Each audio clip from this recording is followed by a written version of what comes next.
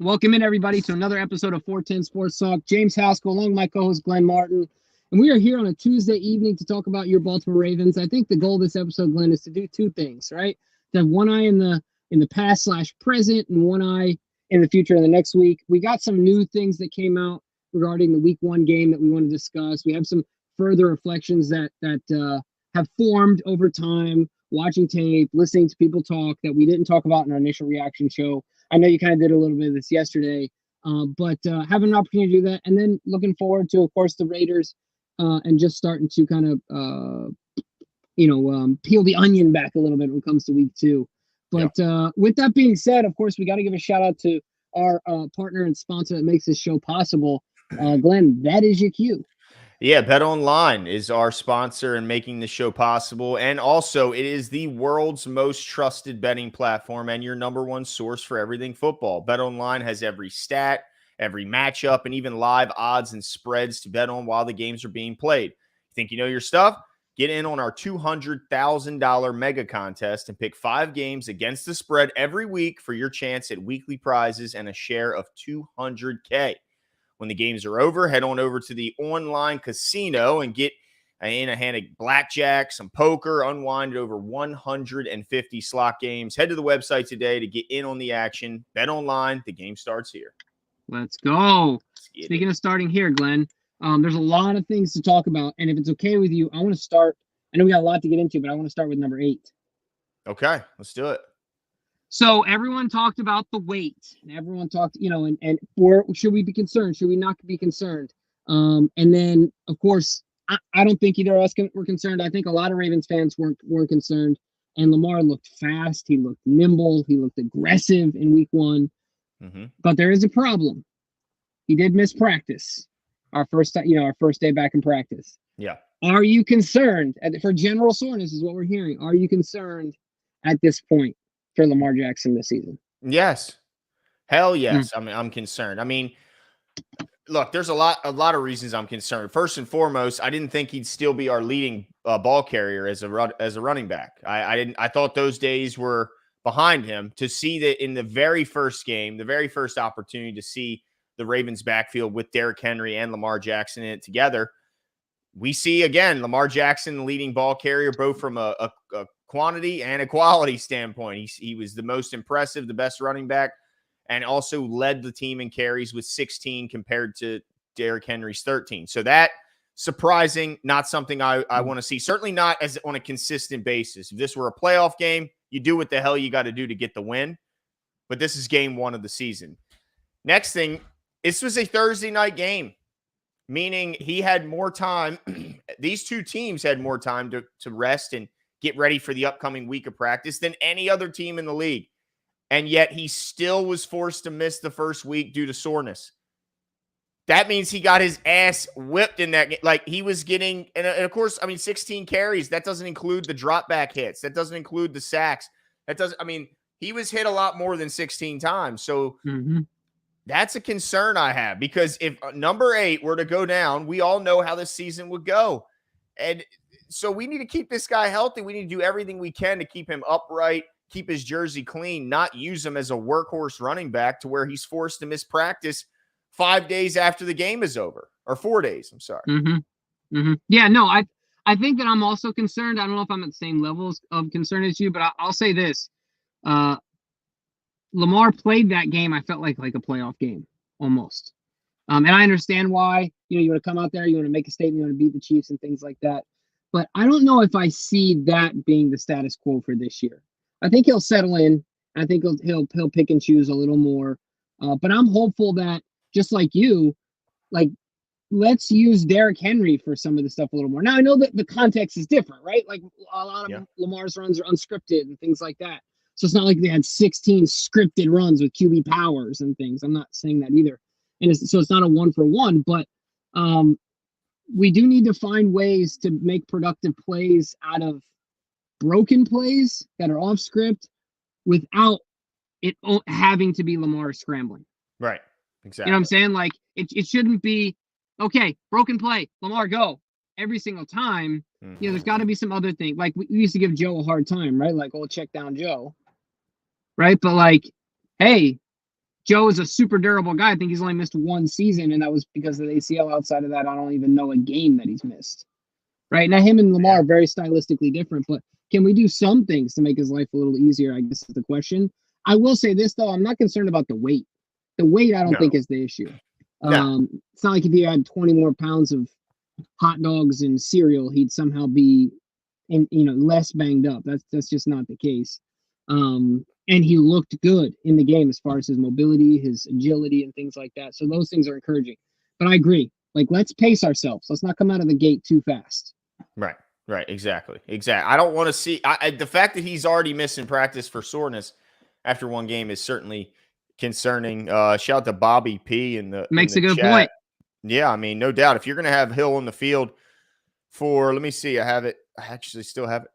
43 offensive snaps, he better get more than one carry for 4 yards. Like, now, this is the real question: does Bob have him on his fantasy team? Is that he what does? He's really he saying? does. He absolutely See, does. He absolutely. I knew there was a motive here. There's no way he was just going to recommend that. Yeah, that's true. There's always deeper motive, no doubt about it. But I want to quickly talk a little bit more about Lamar Jackson because I did see something come out today, and I'm curious as to what your what your take is on when you see something like this, because really it's a Warren Sharp post, which Warren Sharp does, as much in-depth dive deeps into football that you'll see from anyone in the league. And his post was initially about Danny Dimes and really kind of the criticizing Danny Dimes, and he used this as a way to do so. So week 1, the top 7 highest average target separation for quarterbacks. So when the ball is being thrown, that target, how open is he, right? Number 1, first of all, I want your take on, did you think that the Ravens at any point this season, as many times as they've been criticized for their lack of pass catching, receiving cores over the years, did you ever think the Ravens would lead in separation yard by pass catchers for any week in the season? But they do it week 1. They average 4.9 yards of average separation, Jimbo. Wow. How shocked are you to hear that? Shocked. Definitely shocked. I mean, yeah, to be number 1 in the league in that is a bit shocking. I guess when I take a look at it, like, it's hard to stay in front of Zay. It just is. Bateman had great separation last year. That was like the thing. And likely was absolutely balling out. So if you look at the game itself and actually think about the personnel, it's not crazy to conceive. But yeah, it's certainly not a list that I assumed we would be leading in. No, right? And I mean, the fact that you look at around the league with these crazy receiving cores around the league, you go, okay, so the Ravens got some pass catchers that can get open. That's good to see. But attached to that, Jimbo, is the real part of this that I'm curious about, because you can see the corresponding completion percentage for that. And Lamar is quite a bit behind those other top level quarterbacks in this category, except for, of course, Daniel Jones, who, by the way, if you didn't see the show yesterday, has thrown more pick sixes since signing his deal than he has touchdowns to his own players. I mean, how does that? Dude, how does their GM still have a job for real? Wouldn't you just fire him yesterday or that stat came out on the heels of Barkley scoring 3 tutties for the Eagles. Dude, that's a fireable offense. Like, yeah, it's crazy that this guy has a job. They gave that guy way more money than it would have taken to keep Saquon at home, and we see what he's doing with the Eagles, their arch rival. But if you compare, him to the other guys on this list, especially some of the veterans on this list, Jaden Daniels, this is his first game ever, but you compare him against where Allen was, Gardner Minshew, Justin Fields, and even Sam Darnold, 63%, a step behind those other guys. Sometimes 2 steps behind some of those guys when you look at how far back that completion. What do you make of that completion percentage, Jim? Yeah, that has me a little, I'm not going to say concerned, a little bummed. I didn't expect that. Yeah. Yeah, no, the combination of the two has me a little bummed. I guess to answer your question, what I make of it is that was truly the only excuse I can give is that this is the first time they're playing live ball, right? Like, I expect that of Daniel Jones. I don't expect that of Lamar Jackson. And I think Lamar statistically has warranted more of an expectation than that. Not just because he's my quarterback, but because he's done much better than that. And so that's why my thought is like, I expect an absolute different version of Lamar week 2, week 3, moving forward. Like, I'm just trying to keep in perspective that it was week 1 with no preseason. I think that's a good point. You know what I mean? Like, because all these other guys played substantially. Yeah, and offenses in general take longer to get going. Yeah, and you're right. Jaden Daniels played a lot. Now, I don't know if Josh Allen did he? Yeah, I don't know about Josh Allen, but I know he played some. But I know Justin Fields was playing full halves in the preseason. Sam Darnold was playing a bunch. So, and who did Josh Allen beat? What do you mean? Who did they play on Sunday? Oh, who did the Bills play on Sunday? Let me see. I remember seeing it and feeling like it was kind of a. The Bills played Arizona at home. Oh, okay. Well, yeah. I mean, that's enough said, right? Yeah. I mean, yeah. And I think that has to come into account. The Chiefs had the number 2 defense in the league last year. So I think that matters. I think because think about it, Glenn. Is valid. The even if the separation was there, we know that the Chiefs defense is predicated off that ability to get the rush, all focused on Chris Jones. Right. Yep. And so Ozzie used to say, how do you make your defensive backs look better? You rush the quarterback, right? You get to the quarterback and vice versa. So they go hand in hand. And so look, in all actuality, their corners didn't play great as far as separation goes, but they played okay because they have the boys up front that are getting to Lamar. Yeah. You know, when a quarterback's under stress, it's going to lower these types of things. So I'll chalk it up to that too. But I don't think it's a trend we should be concerned about is I think the big point.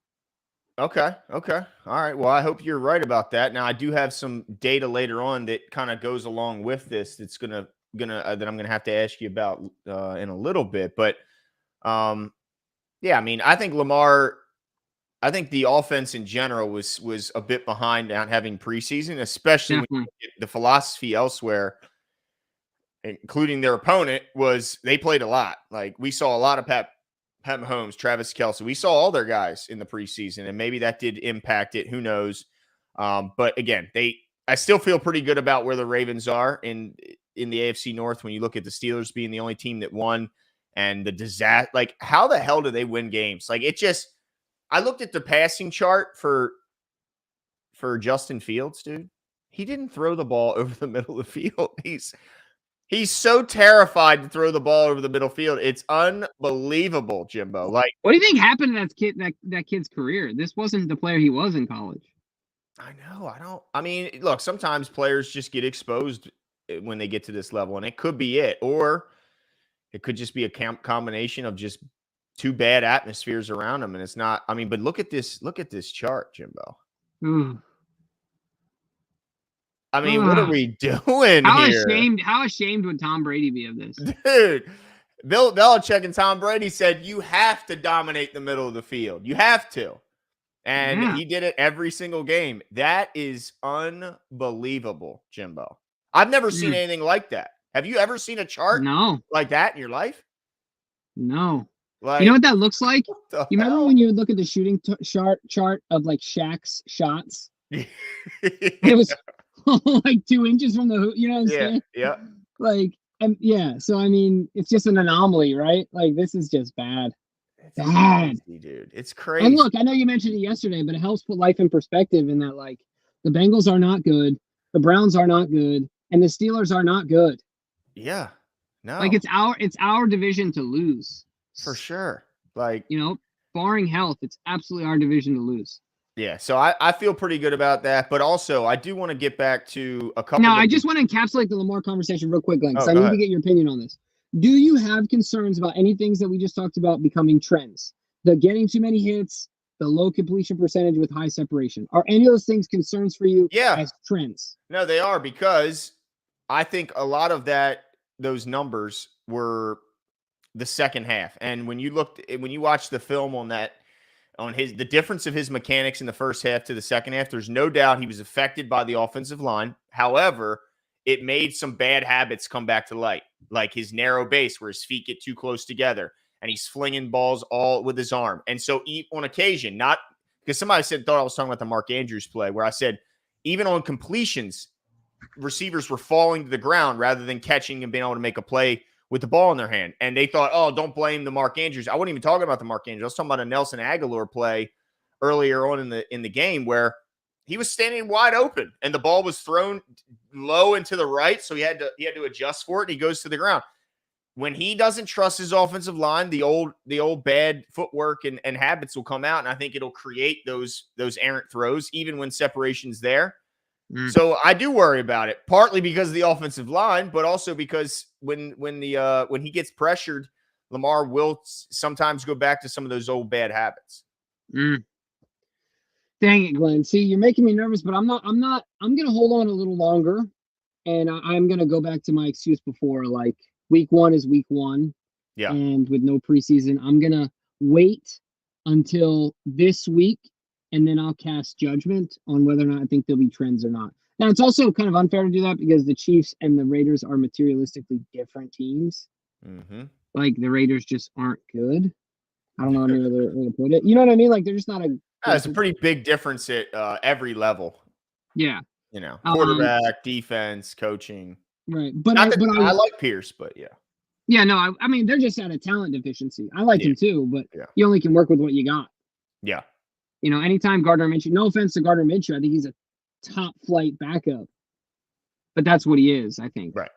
You know. So anyway, my point is just that I'm going to wait. And I think that we're going to see in those two things, I think that the trend will not continue. And I think we'll see a lot of cleanup in this game. Yeah. Yeah. Okay. Let's hope for the best. Now, I do want to turn the attentions to the running game because I guess we were already kind of talking about that. As an extension of that, John Harbaugh was asked about Derrick Henry and his involvement in the run game, and he said we rushed for 185 yards overall, and a lot of that's Lamar, but that's the formula. The formula is all guys together, not just one guy. We didn't bring Derrick to be the guy that gets the ball 30 times a game. He's done that before. That's not really the plan. The plan is Derrick, Lamar, Mark, Isaiah, Zay, Bate, Nelly. That's the plan in this offense going forward. So I think the evaluation of the run game will be best made over the course of the season. I'm very confident there's going to be games where Derrick goes for over 100 plus, and you question why Zay only got 2 catches. That's going to happen over the course of the year, and that's going to be good for us. That's what we want to be. We want to be unpredictable in that way. So, Jimbo, did you know in bringing Derrick Henry that they had no plans on making him the bell cow, that they still want to have a running game by committee? And it's at least by this, they seem fine that Lamar was the leading rusher on this team. This one's frustrating for me because I feel like this is John had to know this was going to happen, right? This is the effect of having such a massive figure, not just physically, but like figuratively in the backfield, right? Like Derrick Henry, imagine what would have happened in the AFC Championship game if Derrick Henry's not getting the football. I think that people at the stadium would have been throwing things down the field, like for sure, right? There would have been an upheaval, revolt. I mean, it would have been really bad. So the reason I'm bringing that up is because this is the Derrick Henry effect. That's what it is. Of course, and it's just John being short on the question, like not wanting to answer the question. Derrick Henry should have gotten the ball more. He should have, because however you shake it, Derrick Henry's an impactful player. Running the ball, just get the ball in his hands. I'm not saying he's a number 1 wide receiver. He's Christian McCaffrey, but like just get him more touches, let him get going.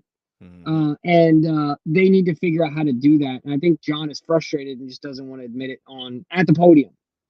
That's what I think it is. I don't think that. Yeah. I think he wants Derrick to get. Dude, you don't think John Harbaugh wants to give Derrick Henry the ball 25 times a game? I thought that's what I thought. I was thinking that might be the case. I think in his heart of hearts, John Harbaugh loves that type of football. Yeah. I think that's what he wants. Now, obviously, that's not today's football, but my point is that you don't think in his mind he wants Derrick Henry being our leading rusher of every game, not Lamar Jackson? Yeah. Well, I mean, look, if any indications from the first game, then they're okay with, like, I don't know. I just hope we see a different philosophy going forward. I don't want another game where Lamar Jackson, unless it's in the playoffs and it's because it's absolutely needed, I don't want another game where he's toting the rock 16 times, Jimbo. I did not think that would be the case. That just maybe I'm just a little. And it's hard. This is something that we talked about before. Like everyone was all excited about Derrick Henry, and I'm still excited about Derrick Henry. But thing you have to realize is that generally Derrick Henry is the type of guy that will hit you and lean on you and lean on you and lean on you. And then he's like a late stage box. He's like a late round boxer, right? Mm-hmm. And then you get to those later rounds, you get to that fourth quarter, and then damn it, Derrick Henry really he starts popping, starts chunking. Right. And then he starts coming alive. You know what I mean? Like that. And even if you're gonna throw the ball in certain scenarios, play action. Like too often we did straight standard dropbacks. I just don't understand not taking advantage of the deception to cause pause on the linebackers. Like I just don't get it. I think man. There was a few, weren't there? Oh, there was a few, but not nearly enough. Yeah. Because they were successful. Like that's the thing that's like if you look back at them, it's not like they weren't working. Like they were getting people wide open and creating easy throwing lanes. I just don't understand it. But I also wanted to touch on a little bit of the part that I find interesting. Like the Ravens led the league in yardage for week 1. They totaled 452 yards in total. They were 5th in the league in passing with 267. They were 2nd in rushing with 185. But yet, was that just because, a lot of people say it's just because Lamar Jackson, he just made something out of nothing so many times. And, that's the real reason. But then when the analytics come out, it makes me like, am I like, maybe, what's that effect where everybody thinks they remember something happening one way, but in actuality, it happened a different, like the good example with James Earl Jones passing away. Rest in peace, James Earl Jones. Dude. Mr. Myrtle, dude. Mr. Myrtle. Yeah, that's right. You know him very well. But the Luke, I am your father. He didn't actually say it in that he said I am your father, but it wasn't Luke, I am your father. It was no, I am your father. He said Luke earlier. Is this something where we just kind of are seeing it wrong? Because I'm looking at the analytics come out, Jimbo, and it's showing that the Ravens actually, their offensive line didn't perform that poorly, especially in true pass sets. So this breakdown here, let me see if I can, there we go, is true pass set grade. So what that, let me just actually get you the what qualifies as a true pass set grade. So a pass block grade in true pass sets excludes plays with less than 4 rushers, excludes play action, screens, short dropbacks, and time to throws under 2 seconds. So this only counts where they really had to block the guy in front of them is really what this is breaking down. It excludes all those other ones that just don't give a good representation. And look, it should come as no surprise the top 2, right? Like I think everyone would have picked those as 2 of the top, probably the top 2 consensus, and it graded out as such, right? Mm-hmm. The Ravens are at number 10, Jimbo. Now their guard play, clearly the lowest at overall 50. Tackle, clearly the highest, overall 74. I don't think that shocks anyone. Linderbaum came in at 69. But we're not the damn Rams at 35, who somehow were able to, I'm pretty. Didn't they win? Yeah, the Rams won, right? Yeah, they lost. They lost to the Lions. Oh, to the Lions. That's right. My fault. But we're not this bad. We're not even right. We're not even top or middle of the pack bad. Like, now, how come I remember it looking a whole lot worse than what this is telling me? Help me out here, Jim. Yeah, I think DK's point is that Lamar skews these up. As far as like he levels up these statistics for these guys, the Lamar effect. But what are they counting? I guess they're counting pressures, and so it's not like it's just sacks. I mean, I know that they changed their whole rushing plan when Lamar's there. I get that. Is that what you're saying? That's the reason? Because I'm sure they're counting. Well, that and then also plays that would simply turn into negative plays that Lamar turns into positive plays. I'm sure it graded better for the offensive lineman than. And now I wonder if they're. Let me see here. There's another chart I wanted to throw up. Here we go. Pass protection. Shout out to Computer Cowboy, by the way. I know, dude. Pass protection. A lot of love today. Look at this. Pass protection win rate is on the left side. Oh, and grade so bad. I know. That's what I'm saying. Look how much worse they are than everyone. So we're not them, and we're not these guys. But look at us up here, dude. Yeah. Just winning and having a good grade, dude. So it's like, I don't know what. I don't know what to believe, Jimbo, because I see one thing, and then I go and I think, oh, there's some spots. Now Ronnie looked good. Yeah. And I think Linderbaum, he had a one real tough set, pass block set in some parts of the game, but overall he looked good. But I don't know. A pressure's like a Ravens flash bros. Pressure's a pressure, whether Lamar escapes it or not. A pressure still counts as a pressure, whether he Yeah, but gets what away. about a negative play? I'm sure that statistically that manifests itself differently in the stats, right? Like a sack in comparison to Maybe. a pressure, I don't but know. Lamar turns it into a gain. Yeah, I don't know how PFF does that. I You don't know know what how I they mean? do Like, it. But I just found it interesting that they graded out so damn well, yeah, Jimbo. I did not expect that. yeah. No, I didn't either. I was gonna come on here and preach patience and say, like, look, it was week 1. They're gonna look a lot better in week 2, et cetera, et cetera. But yeah, I mean, maybe it's a combination of Lamar needing to trust his guys a little more, and maybe Monken trusting his guys a little more. We took in the first half, Lamar averaged 0.8 yards per pass attempt, and Lamar is not going to call the plays too. No, You know, right. maybe Monken needs to put a little more faith in the big boys in front of him. Yeah, and give Lamar a shot to push the ball. I'm not saying he needs to go guns blazing, but we need to push that ball down the field.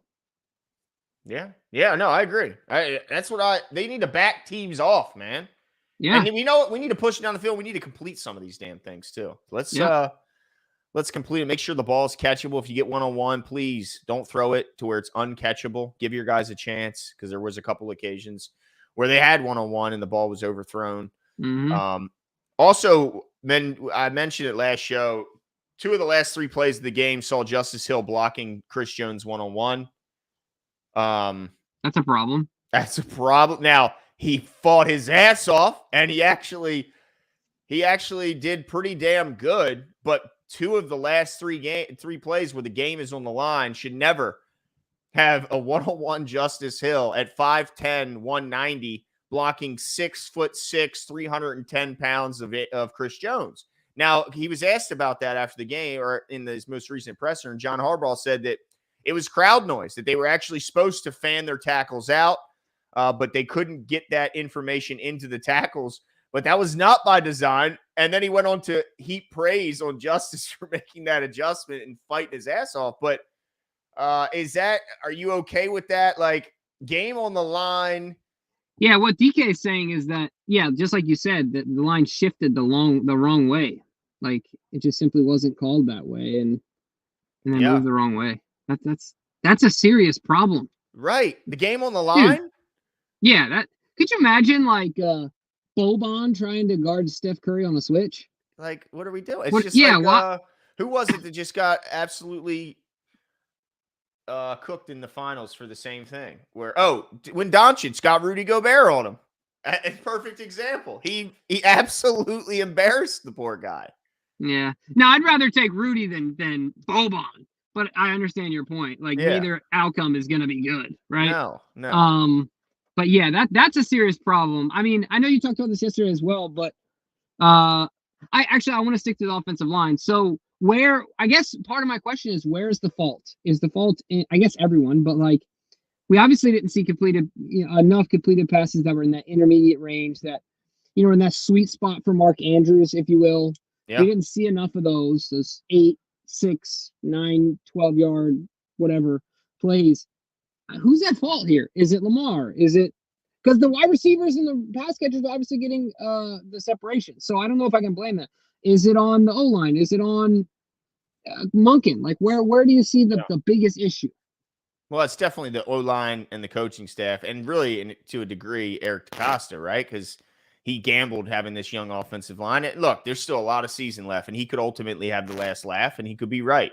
These guys could make huge strides and have big time growth, and he could. But if they don't, and he's wrong, then it starts with him. But then certainly next in line is the coaches, because it's their job to develop whatever.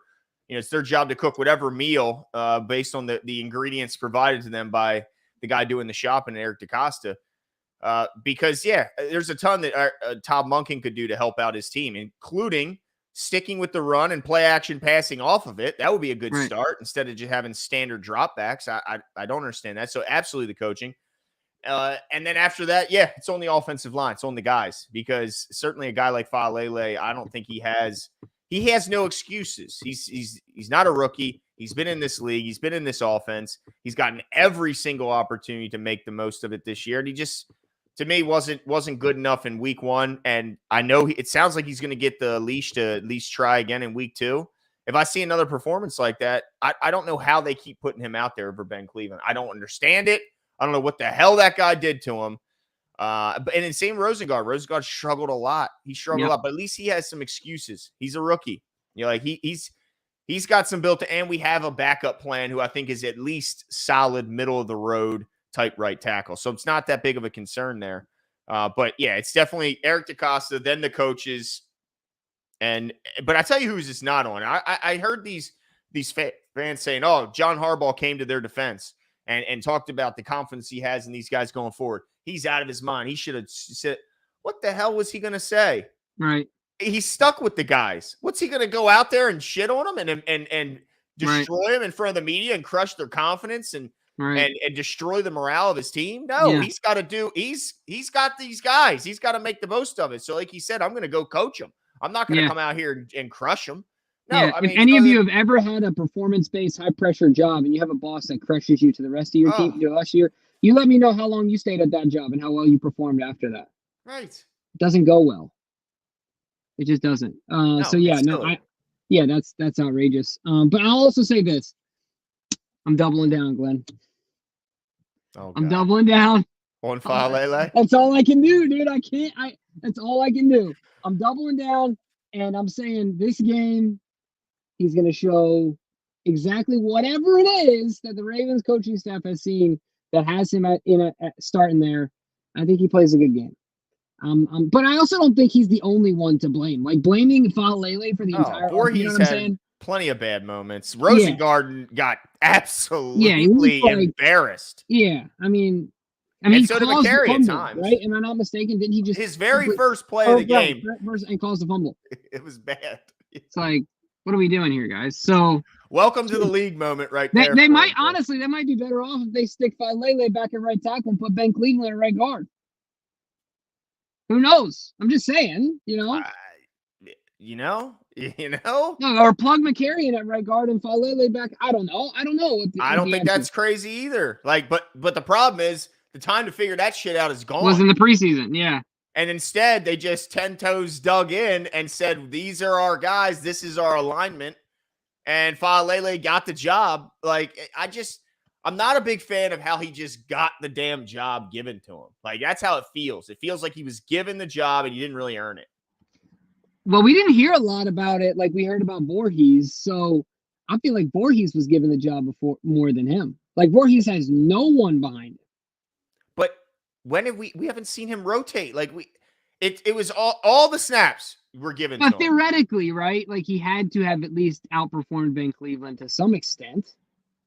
But who is Voorhees going to out? The old Ben Cleveland? But he hasn't played any right guard this year. It's been all Faalele. No, you're right. I mean, at least that we've seen. I understand your point, but I feel like my only counterpoint is that like Voorhees was given the job even before the pads came. Oh, he definitely was. You know what I'm saying? It's like, no, I'm not overly concerned about Voorhees either. I think that they'll both continue to improve. But yeah, I mean, look, the offensive line is going to be a struggle this whole year. It's going to be a topic of conversation throughout the entirety of the season. But I have to believe that there's going to be sizable improvement by quarter's end of the first quarter of the season.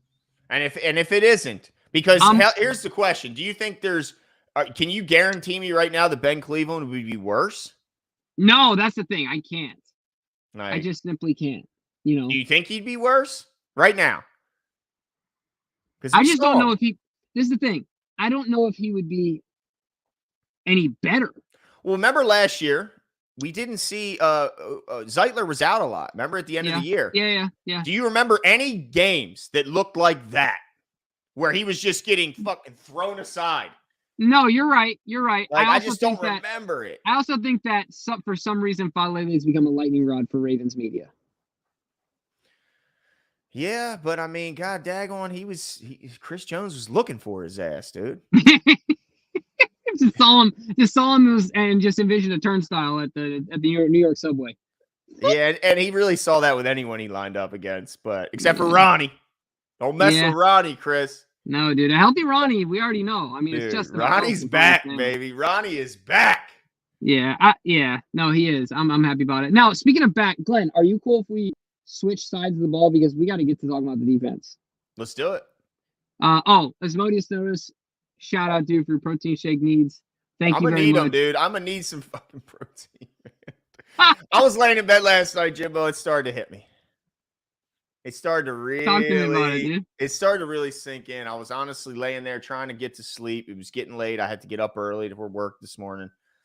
And I'm thinking, I got to really do this fucking 5K, bro. I got to run, bro. Dude, how worn out are your Nike Pegasus?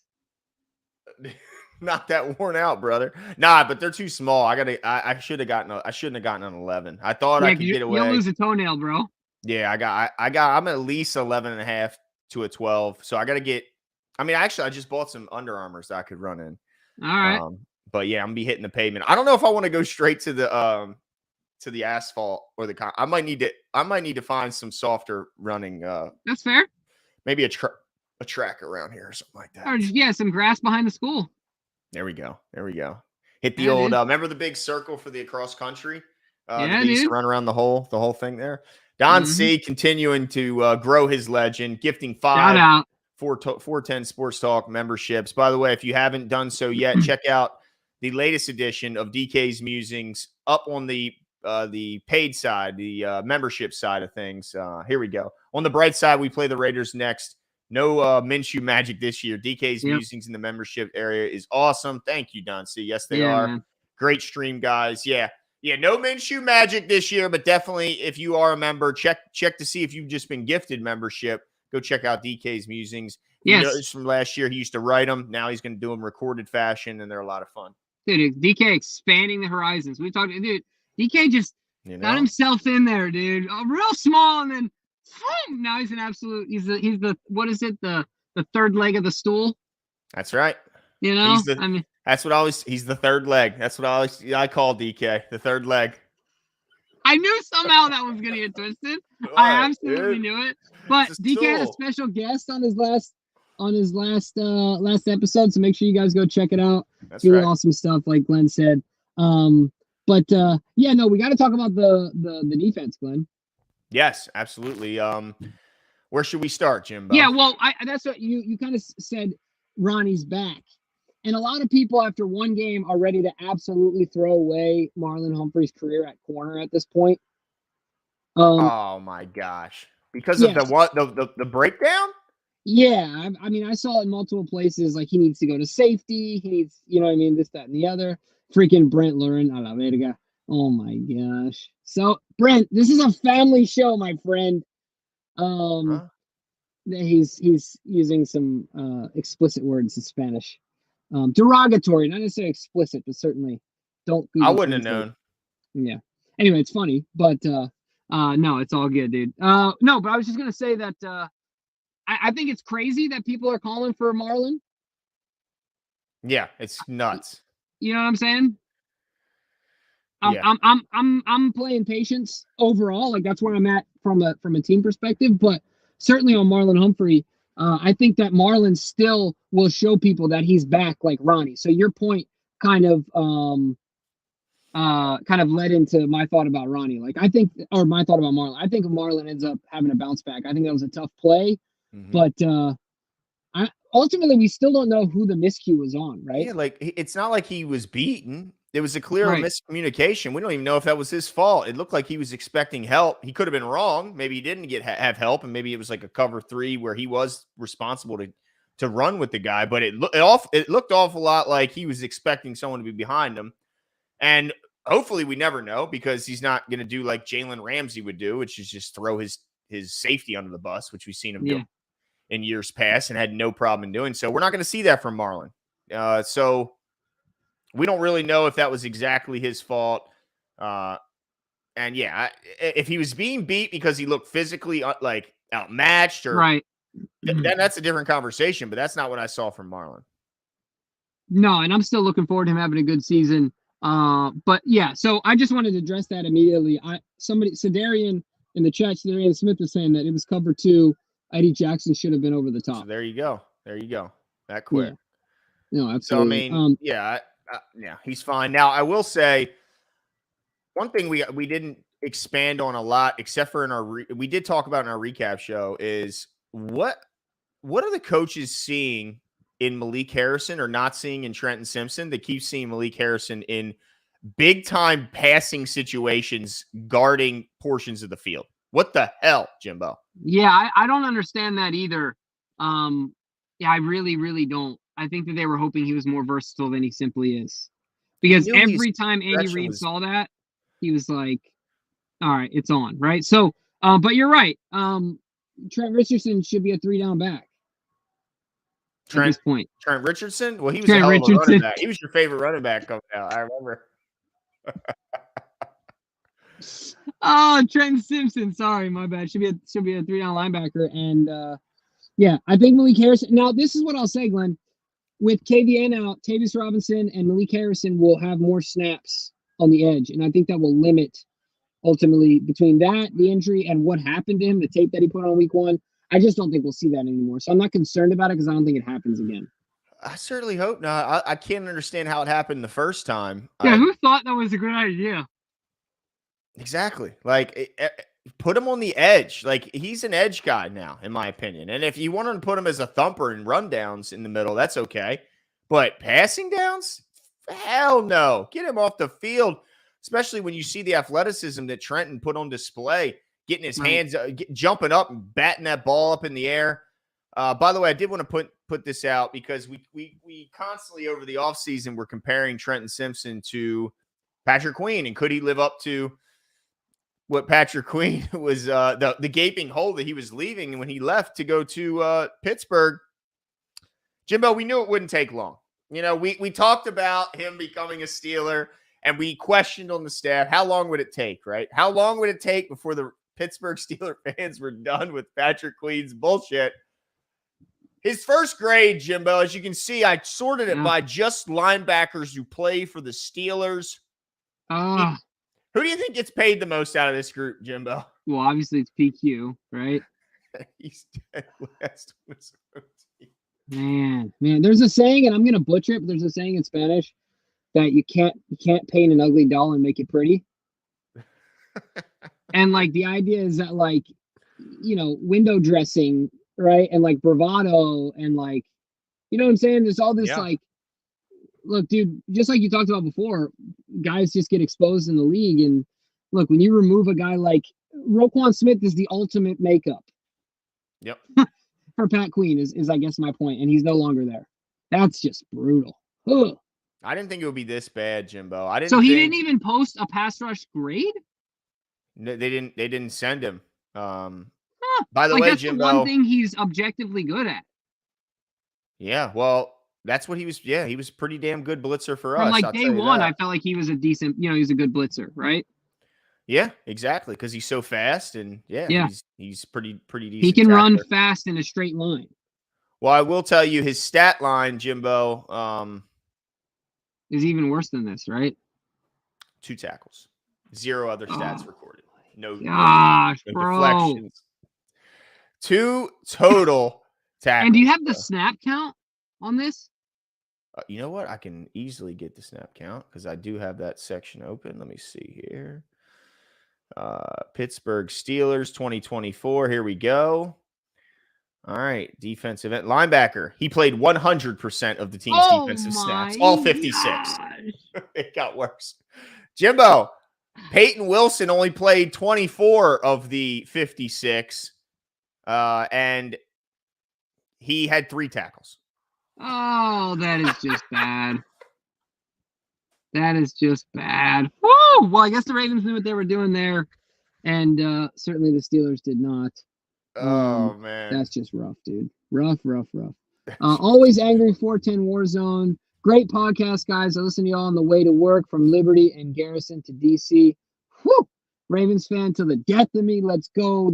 Let's get this win. Shout out. Yeah. And I know why you're always angry, because if you're messing with the 495, I would be angry all the time too, which I'm assuming you are. No, thank you. So shout out to you, dude.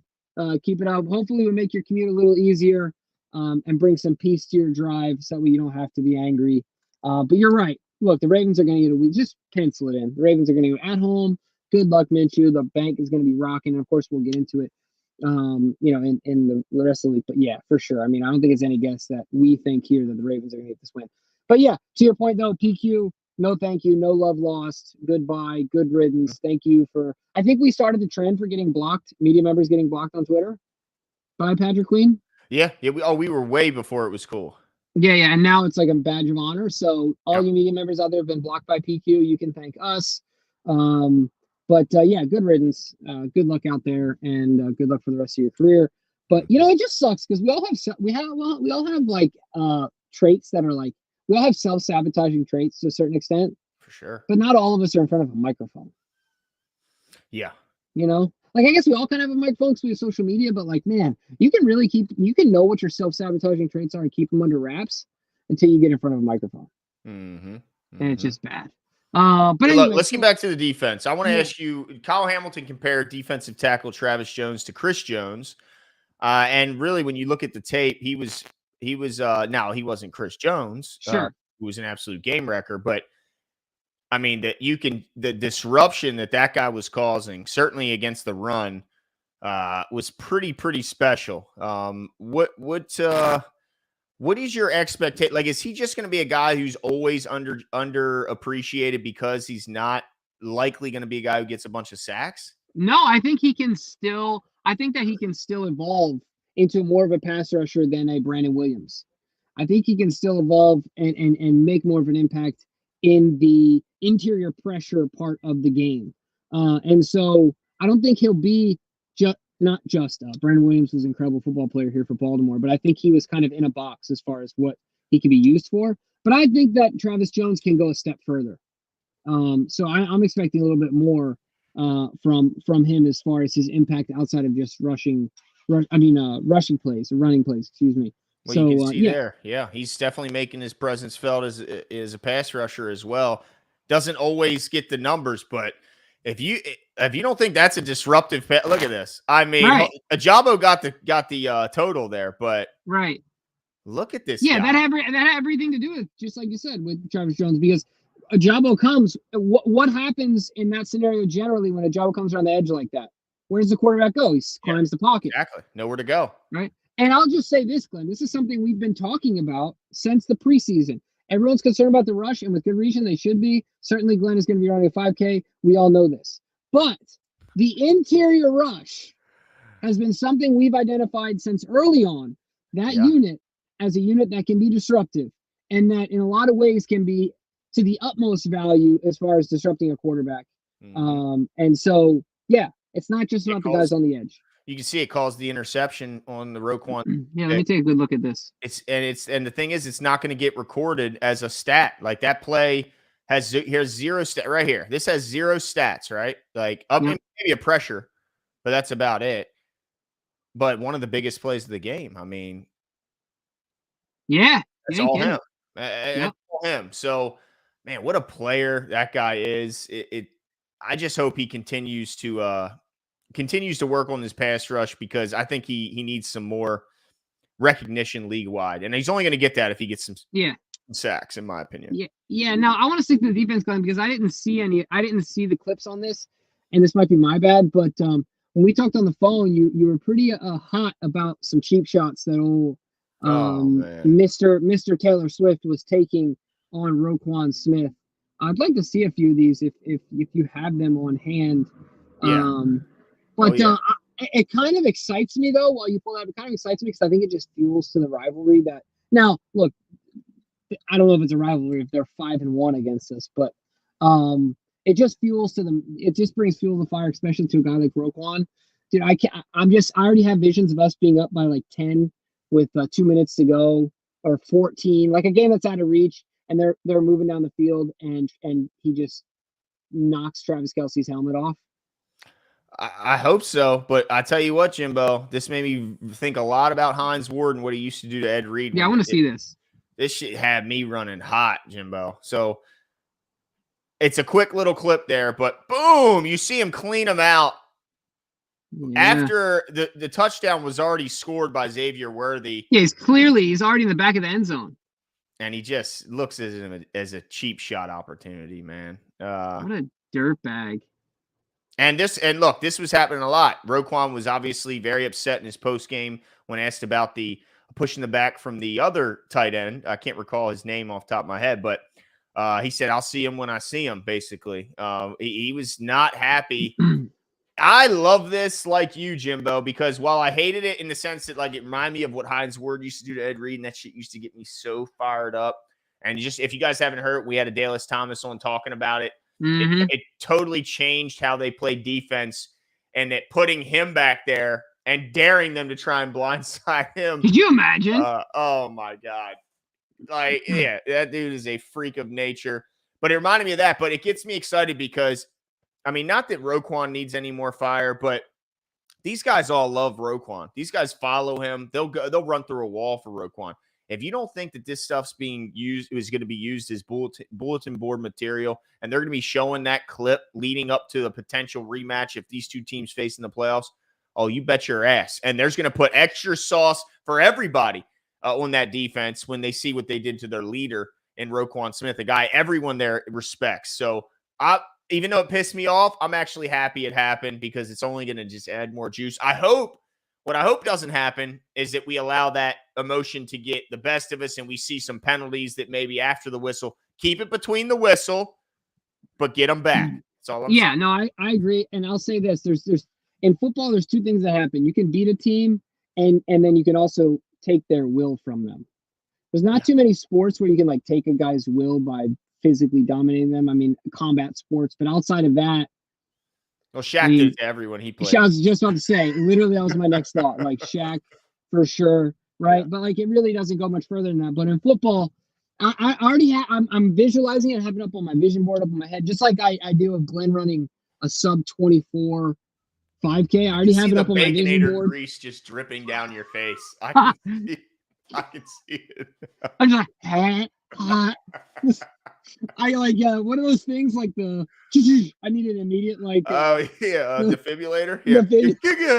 Yeah. Like, hey, I can't feel my arm. I just start like twitching, having like mini strokes.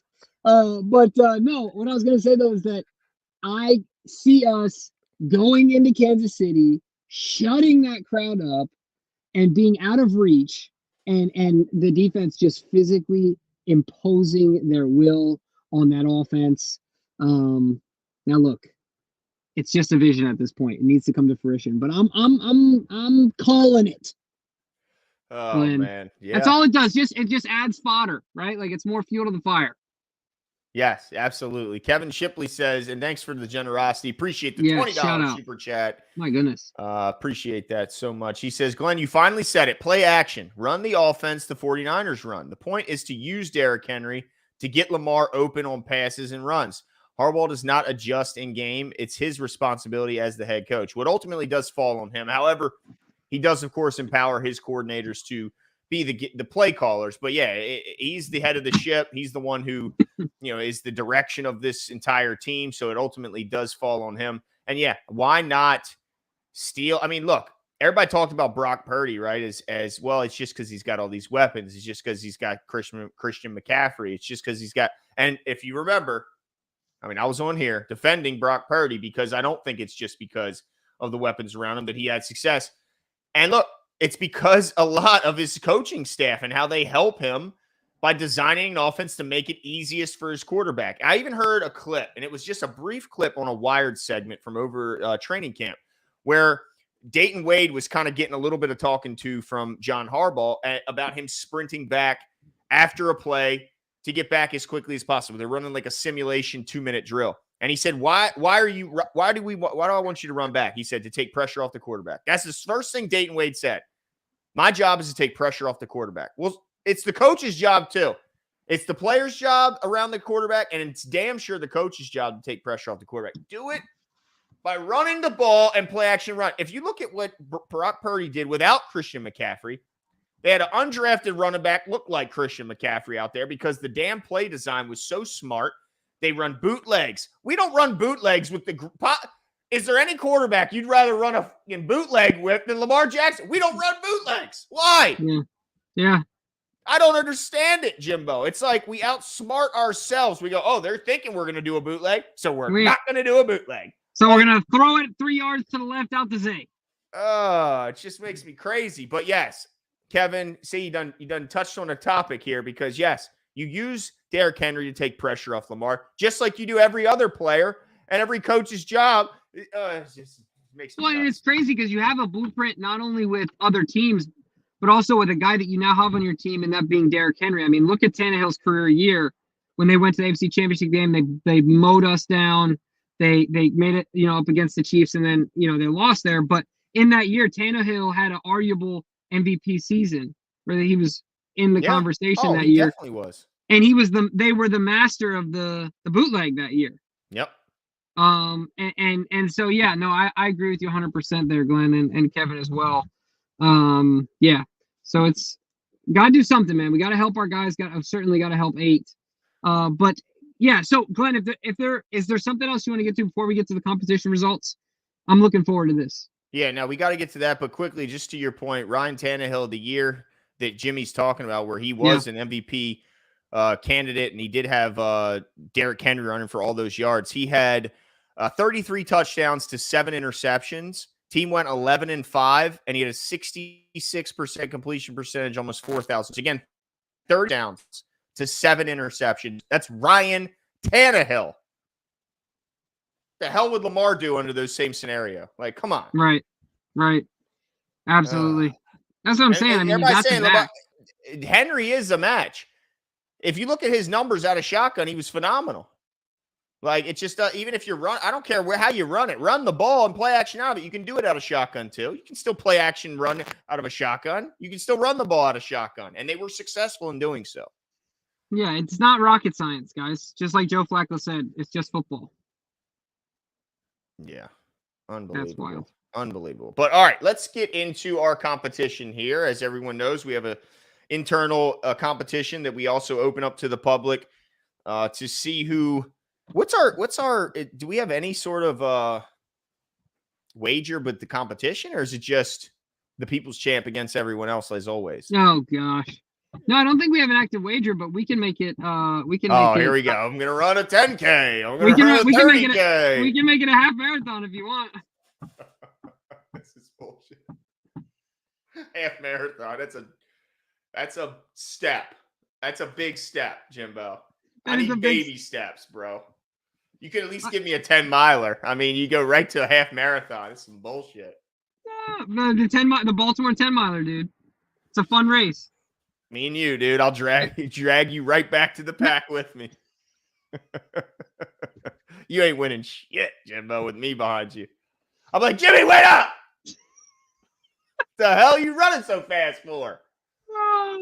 Yeah. Instead of being in a group where like 1 to 2 people finish at a time, we'll be in the group where like 30 people finish at a time. Yeah, I'll be in the back of that group. Yeah. Grabbing the windbreaker of someone in front of me. Just towing me to the finish line. But all right, feet all bloody. Oh, dude, I'm losing all my toenails. Let's get right into this competition. Let's get into these results here. Let's see if the champ can continue to defend his. Did I win last year? I thought we ended up tying, didn't we? Oh, we did end up tying. And I won the year before. I don't remember that. Number 1, Derrick Henry rushing yards, 80.5. He goes well under, just 46 yards. We were both wrong about that one, Jimbo. Horribly wrong. DK was the only one who I think correctly predicted this one. Is that correct? Did Brad also DK or just you? Okay. All right, DK's got 1. None of us are on the board. All right, number 2. We have, I'll be picking up the nips, bro. I've never felt that. What if I wear a beater? I'd be good if I wore a beater, right? No, the material, it's too scratchy. But it wouldn't move. It's just going to sit still. But it's going to get wet, and then it'll move. It'll get wet from the sweat, you know what I'm saying? And then it'll move. Got you. Okay. But you could just put Band-Aids over them.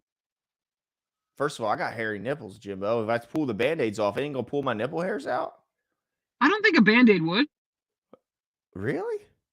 I get them cheap Band-Aids either like cemented on. You gotta soak them to get them off. But you need big enough Band-Aids to where it's outside the area of the hair. Okay, that's a good point. I'll just have big ass patches. Looks like I got a bra on. Hey, dude, I've seen guys running marathons with just blood, dude. What if I don't wear a shirt, just bandages on my nipples? Just because? Just because, dude. Like Nelly used to wear one under his eye. Like Nelly, bro. You'd certainly make the news, dude. I would love it. Nipple Nelly, baby. Let's get it. Glenny, two nips. No, dude. You're no nipple, dude. No nipple. Yeah, Nelly. Glenny, no nips. Come at me. Oh, I'm losing my mind. Okay. Yeah. All right, number 2, Mark Andrews receiving yards. Way under less than half of what it was set at. Shocking to me. Shocking. Yeah. Oh, yeah, that's right, Don. See, I do remember the bloody Cole Jackson photos. Well, look, they ain't gonna hurt as much as his pride after I dust his ass. That's right. Let's go. You know what I'm saying? All right. Did I say over? No, I said under. Oh, no, I did. I said over. DK also said under here, didn't he? And I even said that he was setting us up because it was too weird how he was, I think he got us, bruh. You gotta watch this DK, man. He's sneaky. All right, so he wins the second one. He's got 1. He's got 2. We got 0, the rest of us. Number 3, Patrick Mahomes, passing yards. He goes over 265. Yeah, I said under. Wow, I'm 0 for 3. Where were you here? I'm 0 for 3. So is Brad. DK finally has a blemish on his record. But, God, that pissed me off, man. 291. Son of a bitch. All right, next one. Number 4. Ravens tackles for loss. Jimbo. 0 for 4, bro? I got one. But DK won, right? Inevitably. Well, he didn't get this one right. Right. But I mean, like, as far as the 4 goes, he already won because he got 2. He got 3, right?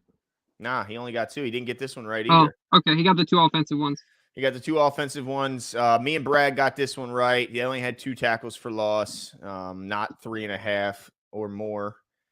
So had it gone down to the tie break, I was the only one. Oh, no. Actually, why didn't you highlight Jimmy's too? Jimmy's wasn't highlighted, but he also correctly predicted over. So me. No. Huh? Go ahead. Sorry. No, I mean, you predicted over. Brad predicted over. DK said under. I'm the only one who predicted a Chiefs win. Let's move on to the next one. What, dude? I like how you snuck that in. What, dude? Did I not say that out loud during the preview show? I knew this was happening. Had we gone to closest to the pin, Jimmy, you would have won because you knew we were going to be the highest or have the most yards in the league week 1, right? Right. Yeah. I called it, though. Yeah. You know it. Of course. Yeah. I mean, what else is new? With the tassels. I'm not putting tassels on, Katie. Actually, that would add something. Maybe help keep the bugs away. Do you ever have bugs bother you? Oh, dude. Yeah. Big time. See? Put some tassels on. Let's go, dude. Then you can start going like this and be a real horde. Dude, I could just get them going and they'd be swinging this way. Let's go, dude. But let's announce our show. Okay, yeah. Our show winner is DK. Congratulations, DK. You can't type that banner out and congratulate yourself, DK. One of us has to physically type that next time. You can't say congratulations, DK, to yourself. All right? We can't do it. But let's see who the fan winner was. Dude. Don Trotta, dude. Starting off strong, dude. This guy's we're going to make him a producer, DK. I know. He's gonna have a 410 Sports Talk shirt for every day of the week, bro. My man's gonna have a musings channel in our membership, dude. Like what? My man, we have to do a Dom Trotta. He'll do like our betting segment. There you go, Dom Trotta. Dollars from Dom. You know what I mean? He'll get you all the dollar bills. But shout out to Dom winning again. I think this is his 3rd win overall. Yeah. Nah, because there's 2 Trottas. There's a couple Trottas. Oh, yeah. Yeah, that's true. They're brothers. So I think one brother wanted a couple. But either way, these guys know what they're talking about. They know this game very, very well. Oh, I love the new thing here, DK. This is slick. Go ahead, DK. Look at this. Is sports talk one word or 2? It is one word. See, I didn't even know that. I didn't even know that. Look, DK says it's 2. DK but I says think that's it. It's 2 now. I'm here. That's it, folks. We'll be back on Thursday. And all things Raiders. 100% of the show is let's go. Let's move talking on. Raiders. The page is being turned right now. See ya. See ya.